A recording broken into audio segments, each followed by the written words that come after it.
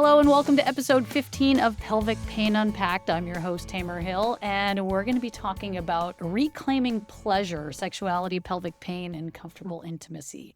And I have an amazing guest today. I've got Dr. Heather Howard with me, and today we're unpacking something many people living with pelvic pain quietly struggle with: how pain affects intimacy, sexuality, relationships, and self-image. And as I mentioned, I've got Heather Howard, a board-certified sexologist, educator, and co-founder of the Center for Sexual Health and Rehabilitation. Dr. Howard specializes in helping people navigate sexual pain, chronic illness, disability, and life transitions, and finance, I just learned, and finance, while reconnecting with pleasure and intimacy. How did I do? Is that correct? Yes, that is correct. Except I'm the sole founder of Center for Sexual Health and Rehabilitation. Fantastic. Excuse me. And Dr. Howard and I met at Ishwish, which she's a fellow We did. at Ishwish, which is amazing. That's where I meet all of the amazing people. There's other amazing conferences out there, but I personally have a soft spot for Ishwish. So thank you for putting it together. Can you tell us, just for those who might be tuning in for the first time, what is Ishwish and a little bit more about the purpose and the background of it? Absolutely. ISSWISH is the International Society for the Study of Women's Sexual Health. And our mission is to support a thriving sexuality for everybody. So just people in all bodies, all genders. But we started out as an organization dedicated to understanding an area that was completely underserved and misunderstood and under-researched. Still is. But it's been around for 20-something years. I'm trying to think of how long I've been a member. I've been on the board for 11 years or so, something like that, in various positions. But I feel like that I've been a member longer than that. And it is my professional home, and it is my professional family and village. And what I really love about the organization is it is completely interdisciplinary in our approaches. And I really love that there's no hierarchy in terms of discipline. A lot of societies that are allegedly multidisciplinary or interdisciplinary tend to have one discipline that really is the leader, and everyone else is kind of seen as less than. Whereas in ISSWISH, we all recognize how important it is for all of our perspectives, and this cross-pollination is important. And so there's just respect across the board for what our partners in sexual health care can do that we can't. So you went from risk management to sexologist. How did this happen? I did. Well, so I had a pelvic pain condition, and I was 29. I'd been diagnosed with bladder pain syndrome back when I was a teenager. I think I was 17. But I had urinary problems since I was a baby. Oh no. And so that was just kind of that was my experience. But at the age of 29, my pain condition fully debilitated me. Oh. So I had, just intractable pain, pelvic floor muscle spasm, lower back pain, and everything. One thing would trigger everything else. So if my back was in pain, then it would trigger my bladder pain, my urinary urgency, my pelvic floor would go into spasm. So all of these things work together, and all the nerves to each other. So I was 29, and I was suddenly, I went home from work one day, and I was thinking, I usually miss work for 2 or 3 days, and then I can go back to work.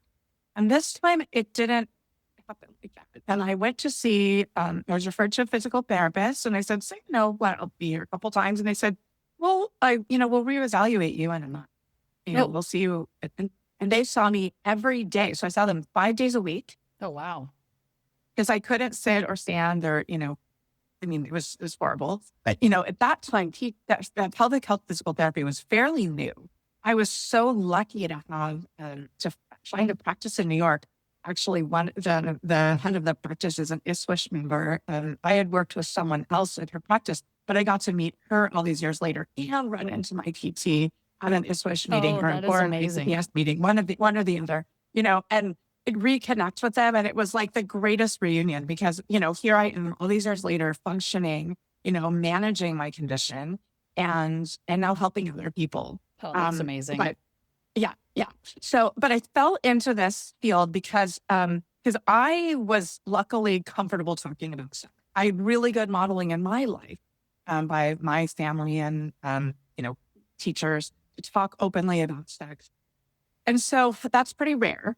But when I was asking my physicians and my physical therapists for research, for information about how to manage the sexual implications of my pain condition. And also my pain condition, my sexual arousal made my pain condition worse. So, the two together, just, sex and pain, were intricately Yeah, linked. which means you don't want it because it hurts, right? You just even thought of it. Right. And it means that if I got aroused, it would hurt even more. So, so arousal in itself made my pelvic floor spasm even worse. What percentage would you say? Because I think the estimates around it for females, Yep. it's like about 10%, maybe higher amount of women struggle with pelvic pain. I mean, my understanding is the numbers are much higher at some point in someone's lifetime somewhere. And, I haven't looked at the most recent literature, but back when I was doing, research more frequently, it was somewhere between 13 and 39% of all women would have pelvic pain that was either sporadic or consistent for a period of 3 to 6 months or longer, depending on who chronicity was. And so again, it might just be about for 3 months, but it's still an experience that can be life-changing for people, depending on how it affects you. And then of that percentage, and you might not know this off the bat, but what percentage of those women actually seek out help of that percentage? It's much lower, although I haven't looked at the numbers lately, but I think it's getting higher because more people are talking about pelvic pain. They're normalizing it. So I think things like your podcast, what people are seeing sort of in the media and in literature is normalizing pain.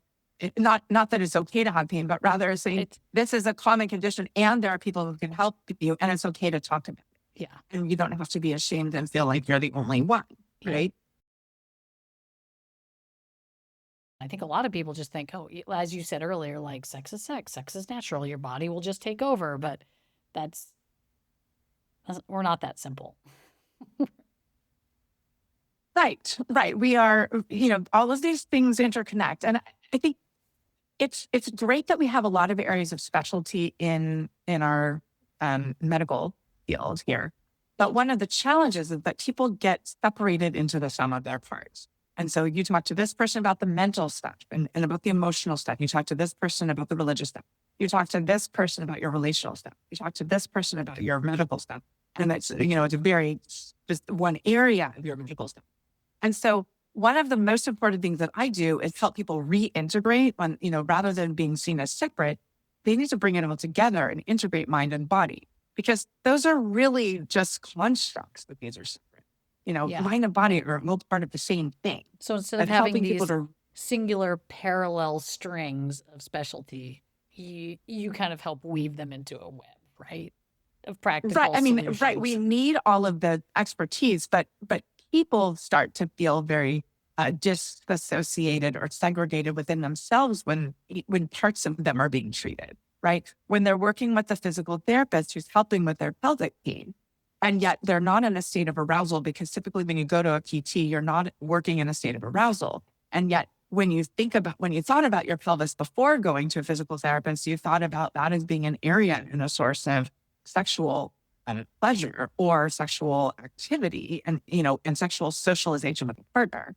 But suddenly we're having to turn that part off when we're going to this situation, this environment, appropriately. And yet, how do we bring it all together? So helping people to reintegrate is crucial.